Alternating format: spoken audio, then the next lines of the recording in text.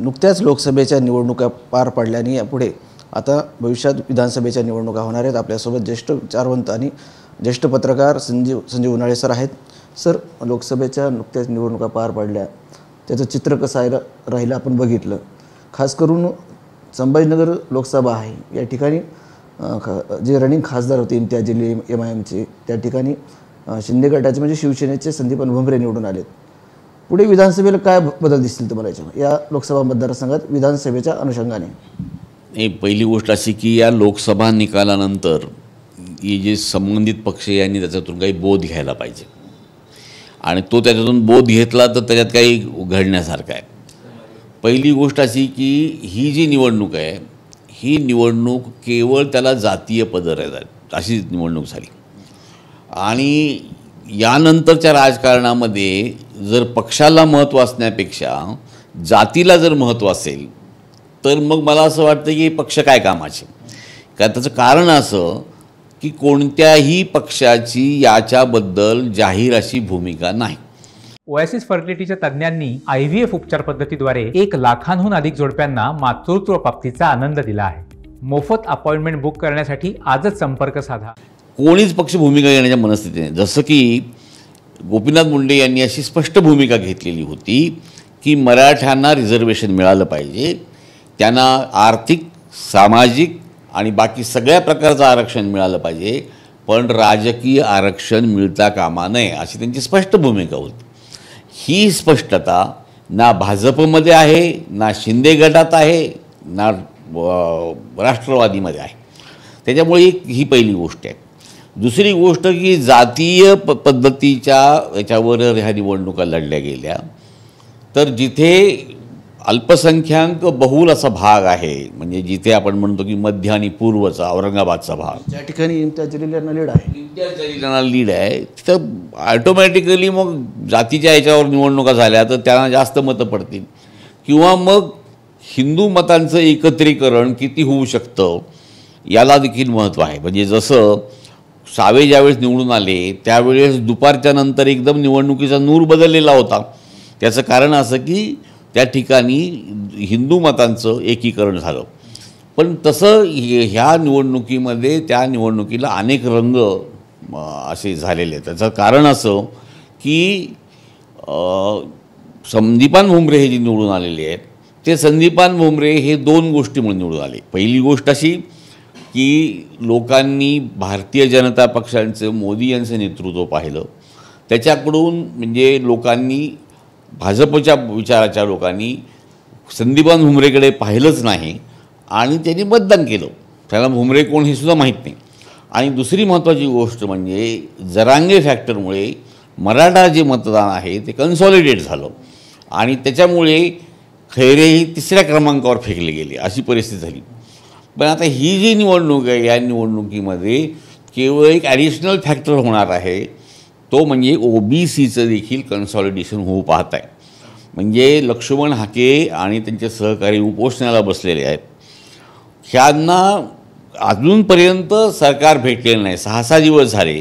हा प्रश्न मिटायला पाहिजे, हा प्रश्न लवकर मिटवायला पाहिजे अशी कोणतीही चिन्ह दिसत नाही। कारण लक्ष्मण हाके आणि जरांगे हे दोन्ही नेतृत्व वेगवेगळे जरी असले तरी हाके हे कार्यकर्ते चांगले, ते मागासवर्गीय आयोगावर होते। जेव्हा हे कुणबी जातीचं प्रमाण वाढलं तेव्हा त्यांनी आपणहून याचा राजीनामा दिला आणि त्यांची मागणी अशी की बाबा OBCतून या दुसऱ्या कोणाचाही रिझर्वेशन होता कामा नये। मला असं वाटतं ही भूमिका स्पष्ट करायला काहीच हरकत नाही। कोणते मराठा आरक्षण असेल, OBC आरक्षणाचे आंदोलन चालू आहे, याचा परिणाम पुढच्या विधानसभा निवडणुकीवर होईल का? होणार। आता म्हणजे उदाहरणार्थ तुम्ही पाहायला गेलं तर वैजापूर आहे, गंगापूर आहे, कन्नड आहे, सिल्लोड आहे, हे जे सगळे मतदारसंघ पाहता या मतदारसंघामध्ये सुद्धा मराठा विरुद्ध OBC असं वर्गीकरण होणार आणि हे वर्गीकरण हे अत्यंत म्हणजे घातक सगळ्या ह्याला आहे। म्हणजे कोणतीही निवडणूक अशी जाणं ही काही बरोबर नाही। दुसरी महत्त्वाची गोष्ट म्हणजे याच्यामध्ये RSS काय भूमिका घेतं याला देखील खूप महत्त्व राहिलेलं आहे विधानसभेमध्ये सुद्धा या निवडणुकामध्ये। त्याचं कारण असं की ऑर्गनायझरनी नुकता जो अंक निघाला या अंकामध्ये एका लेखामध्ये असं म्हटलेलं आहे की अजितदादा पवार यांना घेतल्यामुळं बराचसा प्रॉब्लेम झालेला आहे. कारण त्यांना कशासाठी घेतलं, म्हणजे सत्ता मिळवण्यासाठी घेतलं तसं तर कारण नाही, मग कशासाठी घेतलं. आणि या गोष्टीवरून लोकांची जी फोडाफोडी झालेली आहे, या फोडाफोडीबद्दलचा राग अजूनही लोकांच्या मनातून गेलेला नाही. तेव्हा या फोडाफोडीचा देखील परिणाम येणाऱ्या विधानसभा निवडणुकीमध्ये आपल्याला झाल्याशिवाय राहणार नाही.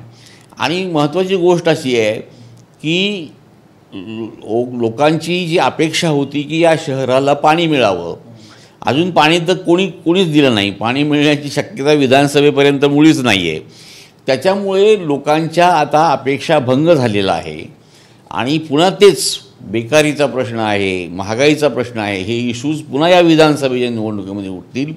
आणि मला असं वाटतं की जी लाट आपल्याला सुप्त स्वरूपामध्ये लोकसभेमध्ये पाहायला मिळाली, ती लाट तुम्हाला विधानसभेमध्ये दृश्य स्वरूपात पाहायला मिळेल. आणि एक वेगळं चित्र या निवडणुकीमध्ये तुम्हाला वेगळं पोलरायझेशन मतांचं झालेलं दिसेल. सर, शेवटचा प्रश्न, विधानसभेमध्ये पक्षीय बलाबल कसे असेल किंवा विधानसभेला ज्या जागा निवडून येतात ते सरशी कोणाचे असेल, कोण्या पक्षाचे असेल, कोण्या गटाचे असेल? या घडीला जर लोकसभा निवडणुकीचा जर विचार केला तर उद्धव बाळासाहेब ठाकरे, राष्ट्रवादी काँग्रेस, शरद पवार गट आणि काँग्रेस हे 3 पक्ष हे बलशाली ठरलेले आहेत. कारण त्यांनी 31 जागा विशाल पाटलाचा गट घेतलेले आहेत. आणि भारतीय जनता पक्ष अवघ्या 17 जागावर आणि आपला राष्ट्रवादी काँग्रेस, शिंदे गट आणि अजितदादांचा 1, या पद्धतीने फक्त केवळ 17 जागा आहेत. हे संख्या जर पाहिली तर या अर्थाने डॉमिनंट या क्षणाला म्हणाल तर आघाडी आहे. संभाजीनगर लोकसभा मतदारसंघामध्ये जेवढ्या विधानसभा आहेत त्या ठिकाणचं काय चित्र राहील? या ठिकाणी जर मागचं चित्र पाहिलं तर या ठिकाणी शिवसेना डॉमिनंट दिसते. शिवसेना, शिंदे गट यांचे 5 जे आहेत आमदार, आणि याच्याशिवाय देखील भाजपचं देखील इथं बळ दिसतं. इथं काँग्रेसचं बळ कुठेच दिसत नाही. म्हणजे गेल्या निवडणुकीमध्ये सुद्धा काँग्रेसचं बळ नव्हतं, फक्त मला वाटतं कुठंच आपल्या औरंगाबादमध्ये दिसलं नाही. पण या निवडणुकीमध्ये मात्र काँग्रेस जी आपल्याला अगदी शून्यवत झालेली दिसत होती, ती काँग्रेस तुम्हाला फुलंब्री मतदारसंघामध्ये वेगळ्या पद्धतीने आलेली दिसेल. म्हणजे मतदारसंघाची जी विभागणी ती गेल्या वेळी 19ला जशी होती ती तशीच्या तशी होईल असं होणे नाही. या निवडणुकीमध्ये ही पक्षीय बलाबल हे बऱ्यापैकी बदललेलं दिसेल. आणि एका शिवसेनेचे 2 शिवसेना, एका राष्ट्रवादीच्या 2 राष्ट्रवादी, हे सगळं झाल्यामुळं देखील निवडणुकीवर बराचसा परिणाम होईल. याच्यातली सगळ्यात मूलभूत गोष्ट अशी आहे की निवडणुकीपर्यंत हे 3 पक्ष एकत्र राहिले पाहिजेत. यांच्यामध्ये जर फाटाफूट झाली तर सगळा गलबलाट तुम्हाला पाहायला मिळेल निवडणुकीमध्ये. म्हणजे काही त्याच्यात कुणाचा आवाज कोणाला ऐकू येणार नाही, इतक्या पद्धतीचं कन्फ्युजन होईल.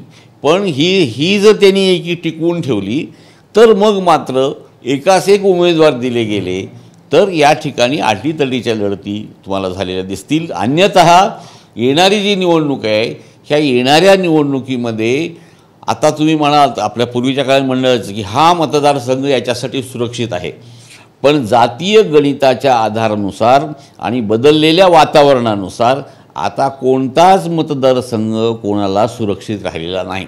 म्हणजे हे तुम्ही असं जर म्हणत असाल की नाही आता गंगापूरहून बंब हे निवडून आलेले आहेत त्यामुळं भाजपचा हा मतदारसंघ त्यांचा सुरक्षित आहे, असं सुरक्षित मतदारसंघ राहणार नाही. त्याचं कारण असं की ही सगळी गणितं आता बदललेली आहेत आणि ही सगळी गणितं जातीवर जेव्हा जातात तेव्हा मला असं वाटतं की ती अतिशय क्लेशकारक आहे, महाराष्ट्राच्या पुरोगामित्वाला धक्का देणार आहे आणि याच्यामुळे अजून आपलं डिटेरिएशन किंवा ऱ्हास झालेला या विधानसभा निवडणुकीमध्ये पाहायला मिळेल. नक्कीच होते आपल्यासोबत संजय उन्हाळे सर. आणि जी विधानसभा निवडणूक आता येणार आहे या निवडणुकीमध्ये ज्या मतदान होणार आहे किंवा भाषणं होतील, चर्चा होतील, याला जाती किनार असणार आहे थोडक्यात. आणि सोबत काही मूलभूत प्रश्न आहेत, पाण्याचा प्रश्न आहे, हा पण या निवडणुकीमध्ये असणार आहे. कॅमेरामन हर्षल निकमसह संजय सरोदे, TV9 मराठी, छत्रपती संभाजीनगर.